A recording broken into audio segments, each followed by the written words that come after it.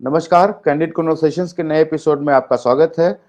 नए साल की आप सबको मुबारकबाद। जब हम लोग इस साल में पहली बार बात कर रहे हैं और पिछली बार जब हमने बात की थी प्रोफेसर साहब से, तो हमने कहा था कि जब तक हम लोग अगले हफ्ते बात करेंगे नए साल में, तो दिल्ली चुनाव की गर्मी और तेज हो चुकी होगी। लेकिन सर अचानक से बहुत ज़्यादा तेज़ी आ गई है। उसमें 2-3 बातें जो हैं, एक तो है कि वोटरों को लुभाने के लिए तरह-तरह के वायदे, तरह-तरह की स्कीम्स की लोग घोषणा कर रहे हैं। लेकिन जो अभी सर रिसेंटली हुआ, मैं उससे शुरू करता हूँ। रमेश बिधूड़ी जी एक भाजपा के नेता हुआ करते हैं और पिछली बार वो एमपी थे। इस बार उन्होंने, आपको याद होगा कि लोकसभा में एक बहुत ही अपशब्द कहे थे अमरोहा के जो सांसद थे कुंवर दानिश अली, और जी प्रिविलेज कमेटी में भी गए, डिसिप्लिन कमेटी में भी गए, लेकिन उनका कुछ हुआ नहीं। जी लेकिन फाइनली उनका 2024 के लोकसभा का टिकट काटा गया साउथ दिल्ली से और उनको चुनाव नहीं लड़ाया गया। तो शायद ऐसा लगा कि नहीं, भाजपा ऐसे लोगों को दूर रखना चाहती है। लेकिन फिर से उनको कालका जी से टिकट दिया गया और वो जिस तरह की बातें कर रहे हैं महिलाओं के लिए, आतिशी के पिताजी के बारे में जो उन्होंने कहा, प्रियंका गांधी के गाल के बारे में जो उन्होंने कहा, वो हम मेरी समझ से बाहर है कि भाजपा ऐसे लोगों को क्यों प्रश्रय देती है, या भाजपा का असली चरित्र है कि ऐसे लोगों को बचा के रखो, अभी इनको लोकसभा में उतनी जरूरत है, इनको विधानसभा में उतारा जाएगा ऐसी हरकतें करने के लिए। आप से इसको कैसे देख पाते हैं और ये किस तरफ जाता हुआ चुनाव दिख रहा है? क्योंकि महिला वोटर्स को लुभाने के लिए बहुत सारे लोग आगे आ रहे हैं और ऐसे में भाजपा के बिधूड़ी जी का ये करना कितना नुकसानदेह है भाजपा के लिए? पहली बात तो ये है कि ये बात सिरे से झूठ है कि उनको उनका टिकट लोकसभा में इसलिए काटा गया था कि वो उन्होंने दानिश अली को लोक संसद में गाली गलौज किया था दानिश अली के साथ। उनका वोट इसलिए काटा गया था क्योंकि भाजपा ने एक सर्वे कराया था, एक इंटरनल सर्वे कराया था। उस सर्वे में स्पष्ट रूप से कि ना गौतम गंभीर चुनाव जीत सकते हैं, ना रमेश बिधूड़ी चुनाव जीत सकते हैं, ना प्रवेश वर्मा चुनाव जीत सकते हैं और ना मीनाक्षी लेखी चुनाव जीत सकती हैं। तो इन चार लोगों का टिकट इसलिए काट दिया गया।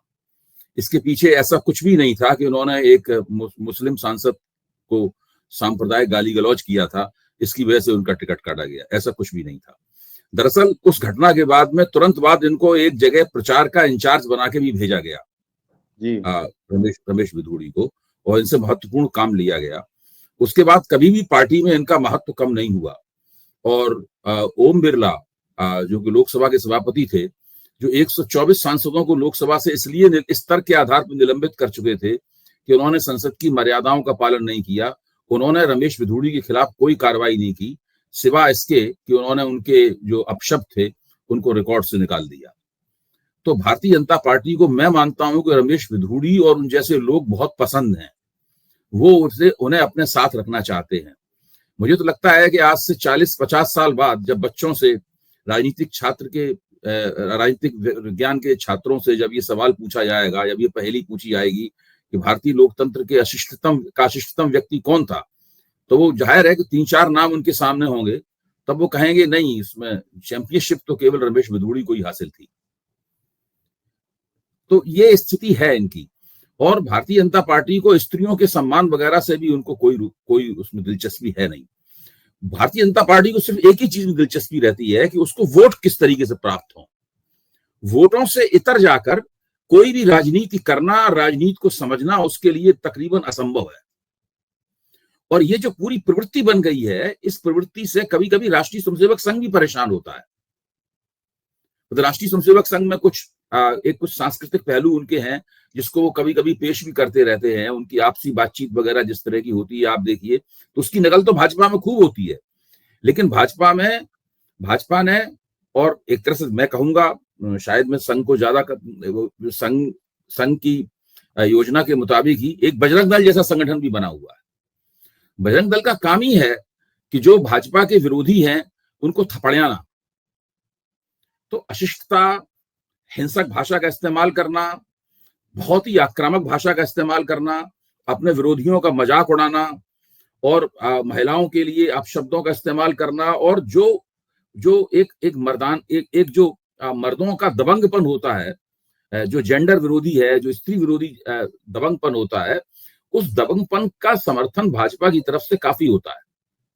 जैसे बृजभूषण शरण सिंह का मामला देखिए, बृजभूषण शरण सिंह ने जिस तरह की बातें महिला पहलवानों के बारे में की थी, जिस तरह का व्यवहार किया गया था, और आज भी उनके खिलाफ FIR दर्ज है और मुकदमा चल रहा है, लेकिन फिर भी कभी भी उनके खिलाफ कोई भी निर्णायक कार्रवाई भाजपा की तरफ से नहीं की गई। भाजपा की तरफ से कोई उनकी निंदा करने वाला बयान भी नहीं आया। मुझे नहीं लगता बृजमोहन शरण सिंह को कोई कारण बताओ नोटिस भी भाजपा की तरफ से कभी जारी किया गया हो। तो भारतीय जनता पार्टी एक इस तरह की पार्टी है जिसे इन बातों की कोई चिंता नहीं है, क्योंकि उसे पता है भारतीय जनता पार्टी को कि हमें वोट जिन बातों से मिलते हैं वो बातें कुछ और हैं। हमने एक हम उग्र राष्ट्रवाद को परोसते हैं लोगों के सामने। हम जिसे कहते हैं कि लाभार्थियों का हमने एक संसार बना रखा है। हम हर बार पूरी आप नरेंद्र मोदी की शैली देखिए, दिल्ली चुनाव में हर चुनाव से पहले अचानक वो बहुत सारे तोहफे लेके आते हैं। कहीं का चुनाव हो, कर्नाटक का चुनाव हो, झारखंड का चुनाव, कहीं का चुनाव हो, चुनाव से पहले अचानक बहुत सारी घोषणाओं की बाढ़ आती है।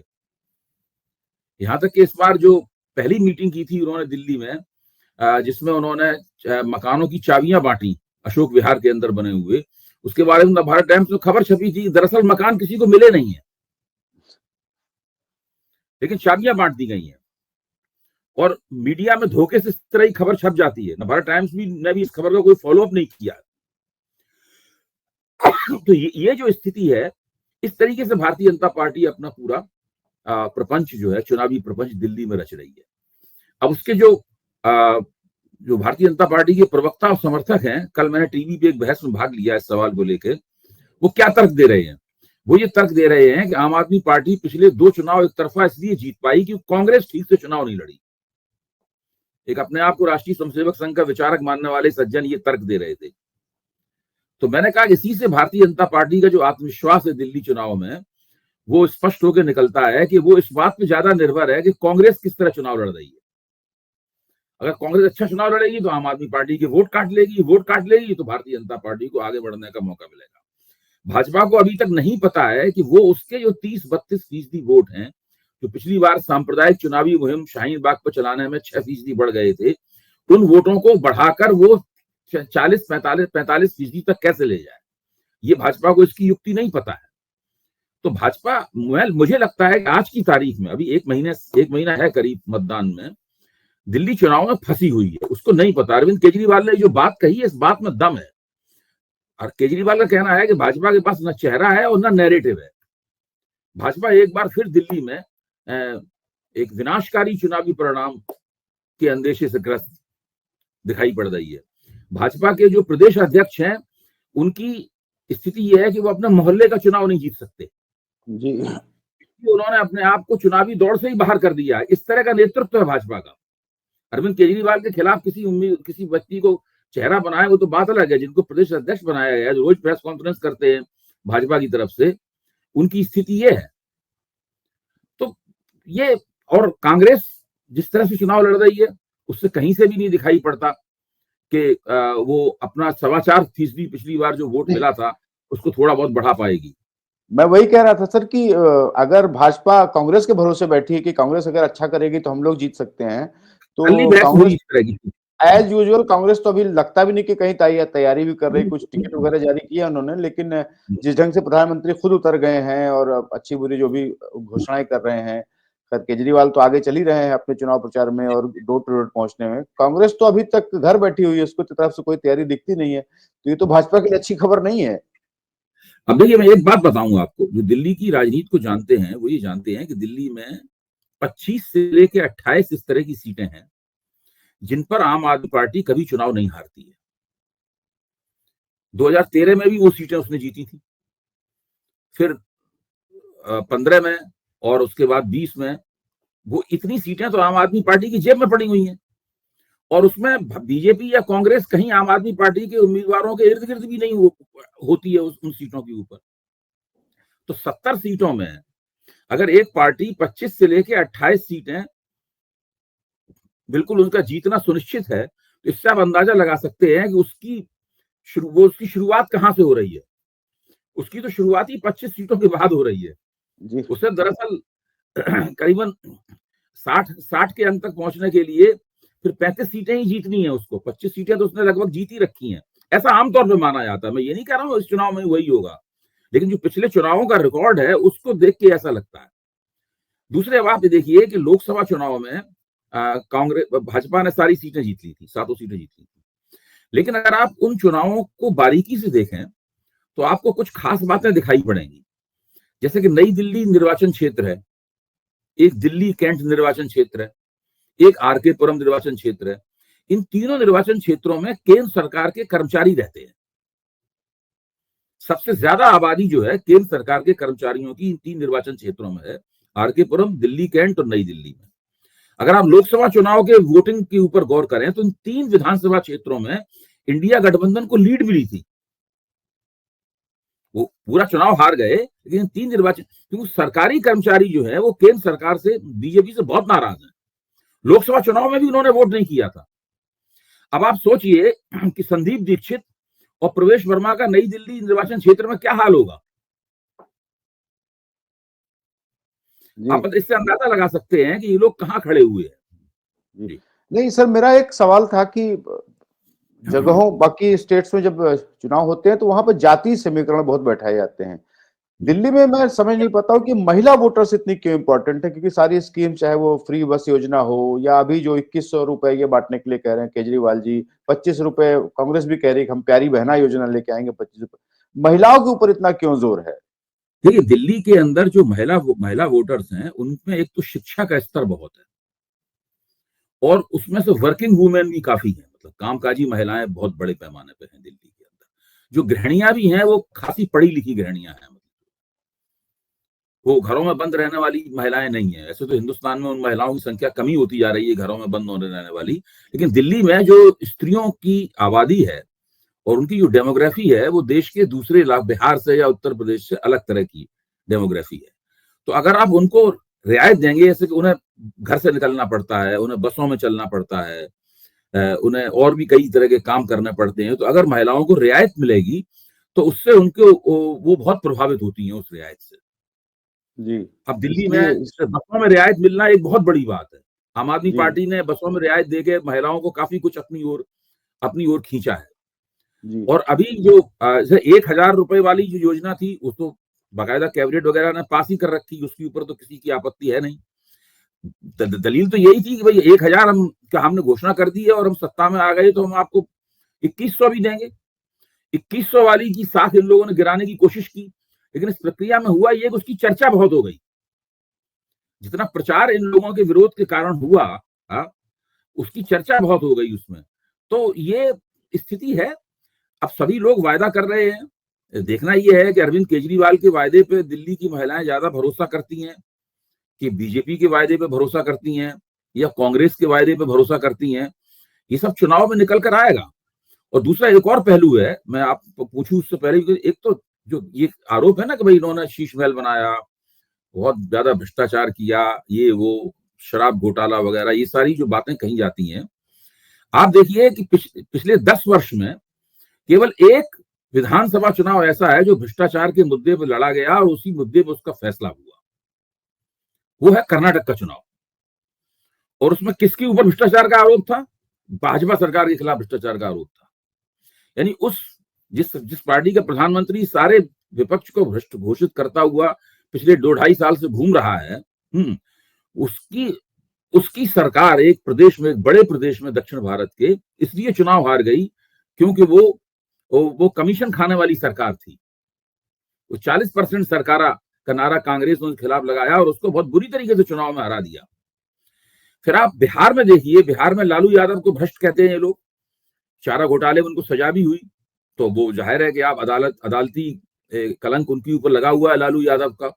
लेकिन इसके बावजूद भी बिहार की सबसे शक्तिशाली पार्टी लालू यादव की पार्टी है। बिहार के सबसे शक्तिशाली नेता तेजस्वी यादव हैं। पिछले 2020 के चुनाव में अगर किसी पार्टी के वोट बढ़े थे तो सिर्फ राष्ट्रीय जनता दल के बढ़े थे वोट, भाजपा के वोट भी घटे थे और जनता दल यूनाइटेड के वोट भी घटे थे। आप इससे अंदाजा लगा सकते हैं कि केवल भ्रष्टाचार का आरोप लगाने से किसी व्यक्ति को अलोकप्रिय नहीं किया जा सकता, किसी पार्टी को नहीं हराया जा सकता। उसके लिए आपको कुछ विशेष किस्म के प्रमाणों की जरूरत पड़ती है, जिनकी जुगाड़ कांग्रेस ने कर्नाटक में की थी।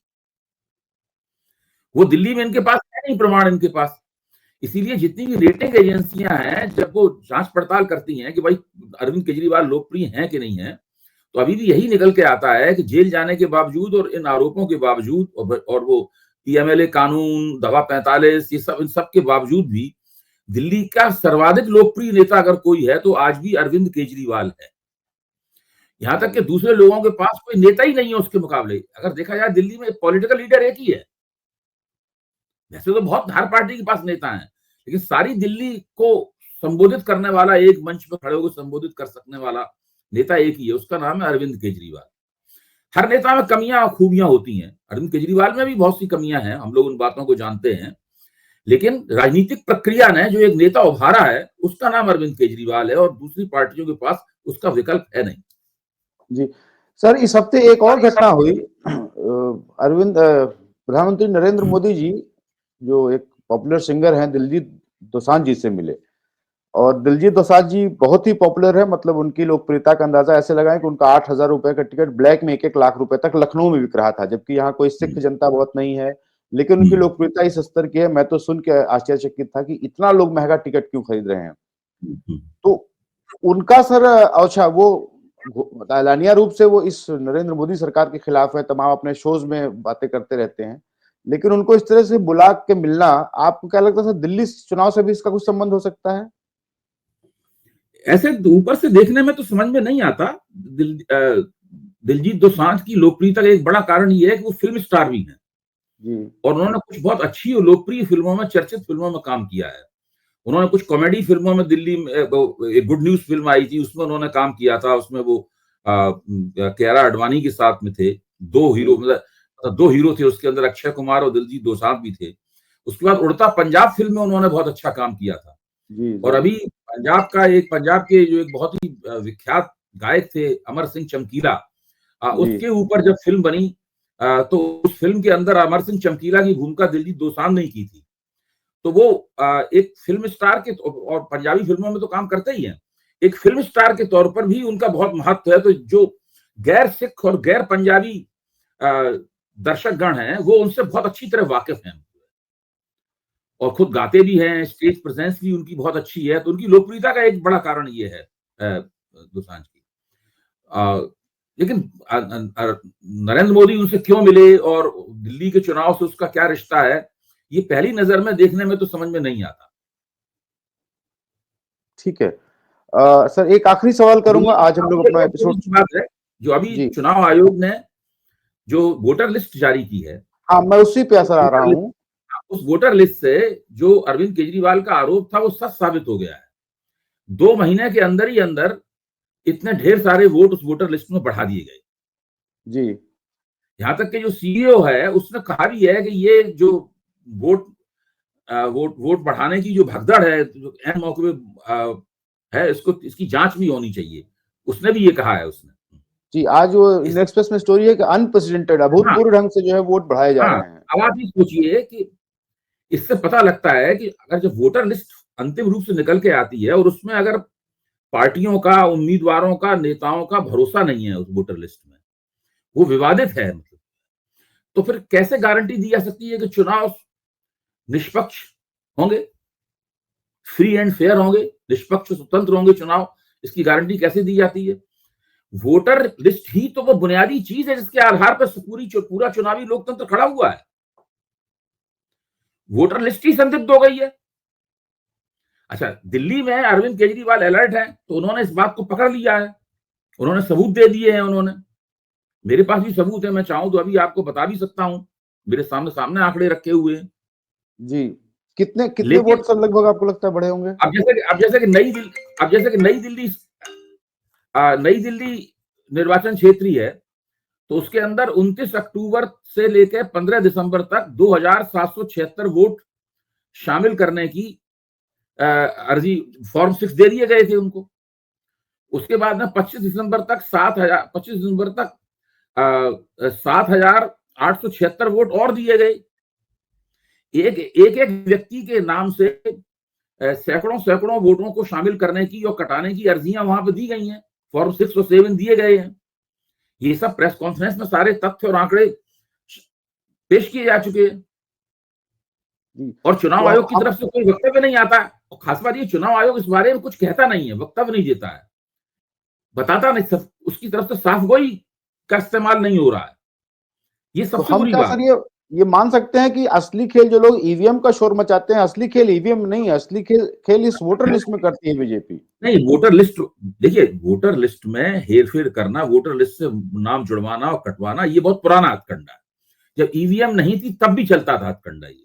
लेकिन सर तब 7 से 9% का अगर हेरफेर हो रहा है तो ये बहुत नहीं बड़ा हो जा जब रहा चुनाव। है, धीरे धीरे इसकी मात्रा बहुत बढ़ गई है। थोड़ा बहुत तो हमेशा ये किया जाता था, चुनाव प्रबंधन का एक अनिवार्य हिस्सा था ये। धीरे धीरे इसकी मात्रा बढ़ गई है बहुत ज्यादा। और अब वो भारतीय जनता पार्टी चूंकि सत्ता में है और चुनाव आयोग को उसने पूरी तरीके से कैप्चर कर लिया है, चुनाव आयोग को, इसलिए वो बड़े जम के इस काम को करवाती है। अच्छा, ये हरियाणा में भी हुआ होगा, ये महाराष्ट्र में भी हुआ होगा, वहां पर कांग्रेस का रवैया ढीला ढाला होता है, उन्होंने इसकी शिनाख्त नहीं कर पाई, पकड़ नहीं पाया। आम आदमी पार्टी सतर्क है, उसने पकड़ लिया वहां पर। अब वोटर लिस्टों के ऊपर सवालिया निशान लग गया है, ये पहली बार इतना बड़ा सवालिया निशान लगा है। सवाल ये, आम आदमी पार्टी अब क्या करेगी? जो अंतिम वोटर लिस्ट चुनाव आयोग ने जारी की है उसको लेकर क्या आम आदमी पार्टी अदालत में जाएगी? कुछ ना कुछ तो उसको करना चाहिए। उसको कहीं ना कहीं इस वोटर लिस्ट को चुनौती दी जानी चाहिए। अगर चुनौती नहीं दी गई तो फिर वक्तव्य दे के आप रह जाएंगे और वो ऐसी इसी तरीके से काम चलता रहेगा। जी, ये एक बहुत ही चिंता की बात है क्योंकि ईवीएम लोग शोर करके और अच्छा भाजपा उसको मलमा पहना देती है, घुसपैठिए निकाले जा रहे हैं, घुसपैठिए निकाले जा रहे हैं। वो 3-4% वोटों को गायब करती है और 4-5-6% वोट को ऐड करवा देती है कहीं से ला करके। उतना यहाँ ही तो 12 से हैसियत है। 15 है क्या कि भाजपा को दिल्ली में बहुत ज्यादा गड़बड़ करनी है तब वो चुनाव जीत पाएगी, जी या जीतने के करीब पहुंचेगी, या आम आदमी पार्टी सीटें घटा पाएगी। तो आम आदमी पार्टी और भाजपा के बीच में 15% का फासला है। अब 15% का फासला वो कैसे पूरा करेंगे, उसकी भरपाई कैसे होगी? उसके लिए तरह तरह के हथकंडे अख्तियार करने पड़ेंगे। जी, एक सर उसमें आखिरी एक बड़ा सवाल है। हथकंडा ये है, उसमें एक बड़ा हथकंडा ये प्रचार है। देखिए इसकी चर्चा नहीं हो रही है कि देखिए इन्होंने 2 साल में कोई काम नहीं किया। सही बात है, आम आदमी पार्टी को पिछले 2 साल में काम नहीं करने दिया गया है। जब वो अध्यादेश लाए, कानून बनाया, एलजी को सारे अधिकार मिल गए, आम आदमी और फिर लोगों को जेल वेल में डाल दिया गया, तो ये लोग काम जितना करना चाहिए था उतना काम नहीं कर पाए। तो दिल्ली के मध्य वर्ग में ये प्रचार किया जा रहा है कि आप अगर इन्हें वोट दे दोगे पहले की तरह फिर ये सरकार में आ जाएंगे। काम तो ये कर नहीं पाए। मध्य वर्ग अपने आप से पूछ रहा है कि अगर हम आम आदमी पार्टी को वोट दे देंगे तो ये काम नहीं कर पाए, इन्हें काम नहीं करने दिया जाएगा, तो वोट देने से उनको फायदा क्या है? मतलब एक ये है बात। लेकिन ये निम्न वर्ग जो है, बहुत गरीब तबका जो आम आदमी पार्टी का प्रतिबद्ध वोटर है, उसमें ये बात नहीं है। वो तो अभी भी अरविंद केजरीवाल और आम आदमी पार्टी जुड़ा हुआ है। 2015 के चुनाव में जिस तरह दिल्ली के मध्य वर्ग ने आम आदमी पार्टी को वोट दिए थे, वो 2020 के चुनाव में उसकी संख्या कुछ घटी। इसी की वजह से भारतीय जनता पार्टी के वोटों में 6% का इजाफा हो गया। अब भाजपा चाहती है कि आम आदमी पार्टी को मिलने वाले जो मध्यवर्गीय वोट हैं वो और भी ज्यादा घटें, क्योंकि उसकी उसकी पकड़ पूर्वांचली वोटों पे, गरीब वोटरों पे नहीं है उसकी। तो इस प्रकार की बड़ी बहुमुखी लड़ाई दिल्ली में चल रही है। जी दिल्ली की लड़ाई जो है वो बहुत बहुमुखी है, कई मोर्चों पे संघर्ष हो रहा है। जी, अभी सर एक खबर आई कि भाजपा ने कोई इंटरनल सर्वे कराया जिसमें उनका मानना है कि हम भाजपा 20 से 30 सीटें तक पा सकती है। आपको लगता है सर कि 8 से बढ़कर के 25-30 सीट तक पहुंच सकती है भाजपा? देखिए, अगर भाजपा के नेताओं से या उनके समर्थकों से आप बातचीत करें तो वो ये मानते हैं कि अगर हमें 20-21 सीटें मिल गई तो हम मानेंगे कि हमने अच्छा चुनाव लड़ा। यानी अभी तक भारतीय जनता पार्टी को 36 सीटें मिलने का भरोसा नहीं हो पाया है। एक चुनाव सरकार बनाने के लिए अकेले दम पे 36 सीटें चाहिए ना। तो भाजपा सोचती है कि कुछ कांग्रेस थोड़ा बहुत सुधार करेगी अपने वोटों में, और बाकी हम मेहनत कर ही रहे हैं, हमारी कोशिश है, वो हम करेंगे, उसकी वजह से हमें मिल जाएगा। आम आदमी पार्टी के खिलाफ एंटी इनकम्बेंसी है, 10 साल की हर एक के साथ होती है। मोदी के खिलाफ एंटी इनकम्बेंसी थी, उन्होंने खो दिया अपना बहुमत। तो किसी के खिलाफ भी 10 साल बहुत होते हैं एंटी इनकम्बेंसी के लिए। तो ये भाजपा का पूरी योजना भाजपा की इस तरह है। वो अपने लक्ष्य में भी 20-21 सीटों से ज्यादा वो नहीं देख पा रही है। सवाल ये है कांग्रेस उसकी इस लक्ष्य को वेधने में कितनी मदद करेगी, ये सोचने वाली बात है। मैं इसको 3 हिस्सों में बांट के देखता हूं। एक तो यह है कि कांग्रेस पिछली बार 4.25% वोट मिला था, तो 4.25% से वोट कितना बढ़ाएगी? कांग्रेस ने अगर 12 से 15% वोट बढ़ाया तो निश्चित रूप से भाजपा की काफी मदद होगी। लेकिन उसके लिए कांग्रेस को अपने वोटों को 3 गुना करना होगा। कांग्रेस अगर और भी ज्यादा बढ़ना चाहती है, अगर वो 20 से 25% वोट पहुंच गई कांग्रेस, जो कि तकरीबन नामुमकिन है, तब 2013 वाली स्थिति आ जाएगी, किसी को नहीं मिलेगा बहुमत। और कांग्रेस अगर 40+ वोट ले आई तो वो शीला दीक्षित की स्थिति में पहुंच जाएगी, यानी चुनाव जीतने की स्थिति में पहुंच सकती है। तो 10 गुना बात के दोनों विकल्प हैं, वो तो असंभव है बिल्कुल। ज्यादा से ज्यादा कांग्रेस यही कर सकती है कि अपने वो वोट अपने 300% वोट बढ़ाए, अपने वो 4.25% को 12 से 15% के बीच में ले जाए। इसकी भी संभावना मुझे इसलिए नहीं दिख रही कि कांग्रेस के पास कोई नैरेटिव नहीं है दिल्ली में लाने के लिए। नहीं, कुछ नहीं।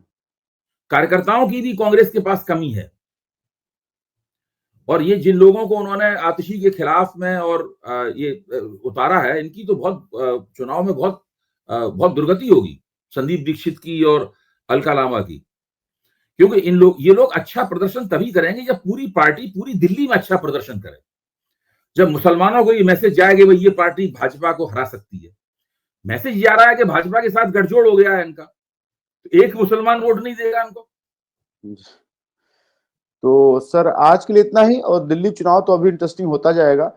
और लेकिन हम लोगों को जरूर एक नजर, सबको, सारे दर्शकों को भी रखनी चाहिए कि ईवीएम के शोर में ये वोटर लिस्ट वाले पे सबको थोड़ी नजर रखनी चाहिए कि ये क्या खेल चल रहा है। पहली बार इस तथ्य निकल के आया है। मैं मानता हूं कि ये हरियाणा में भी हुआ होगा, कांग्रेस चूक गई पूरी तरह, वहां कांग्रेस का पता नहीं लगा पाई, इसको रेखांकित नहीं कर पाई। ये महाराष्ट्र में भी हुआ होगा, ये झारखंड में भी हुआ होगा, प्रभावी नहीं हो पाया वहां इतना, लेकिन सब जगह उन्होंने ये काम किया होगा। दिल्ली में चूंकि अरविंद केजरीवाल का तरीका दूसरा है, उनकी वो रणनीतिक मानस भिन्न किस्म का है, तो उन्होंने इस बात की शिनाख्त कर ली और पकड़ लिया है इस बात को। लेकिन अभी तक अरविंद आम आदमी पार्टी की तरफ से ये निकल के नहीं आया कि अब वो करेंगे क्या। भाई चुनाव आयोग ने तो वोटर लिस्ट जारी कर दी अपनी, आम आदमी पार्टी कह रही है कि भाई इसमें बहुत ही वोटर काट भी दिए गए हैं और बढ़ा भी दिए गए हैं गलत तरीके से। अब सवाल ये है कि अब उनके पास अगला कदम क्या है, वो कह के रह जाएंगे या कुछ करेंगे भी। चुनाव आयोग के सामने धरना देने से बात नहीं बनेगी, जुलूस प्रदर्शन करने से बात नहीं बनेगी, प्रेस कॉन्फ्रेंस तो पहले से कर ही रहे हैं। इससे कोई जो वोटर लिस्ट में प्रकाशित हुई है उनमें कोई तरमीम तो होगी नहीं, कोई संशोधन और सुधार तो होगा नहीं, तो उन्हें अदालत में जाना पड़ेगा इसके खिलाफ। देखें अदालत फिर क्या करती है। जी जरूर, हम लोग इस पर निगाह रखेंगे। और आज के लिए इतना ही सर, बहुत बहुत धन्यवाद। दर्शकों का भी बहुत बहुत धन्यवाद। Thank you so much.